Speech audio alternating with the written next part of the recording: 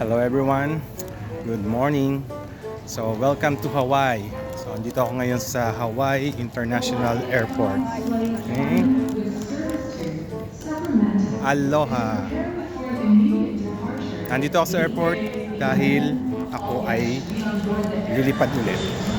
Pero hindi pa uwi ng Pilipinas parang bakasyon, kundi para lumipat ng panibagong barko. Imagine guys, 3 ships in 1 contract. At ngayon, nandito ako sa International Airport ng Hawaii. Papunta naman ako ng Boston, USA.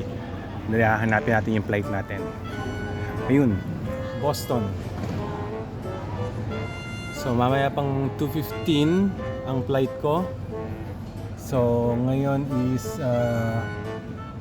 12:30 ng tanghali dito sa Hawaii. Yan, Boston. So gate 6 ako. Tapos alam nyo ba, dahil tanghali na dito, hahanap ako ng lunch.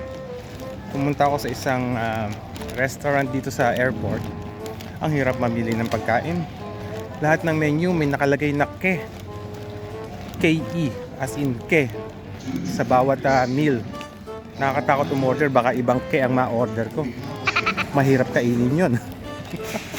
Kaya nagpunta ako sa Burger King. Lintik naman tong Burger King na to.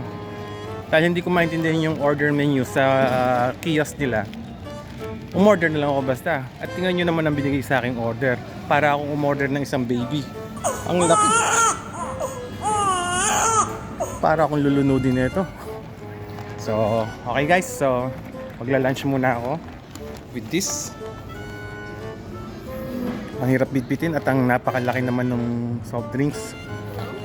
Okay. So, update ko mamaya pag nasa Boston na. Alright, see you guys. Bye. Shoutout pala. Bago ako magbabay ulit. Shoutout pala sa mga ka-South Unite ko dyan. Mga kakuya ko sa United South Eagles Club. At kay Doc Abet ng Bukid Tuning. Okay. All Honda lovers dyan. Pag gusto nyo magpahimas ng mga Honda nyo, kay Doc Abit lang kayo pumunta. Alright guys, punta na ako sa gate ko at magla-lunch na muna ako. Bye!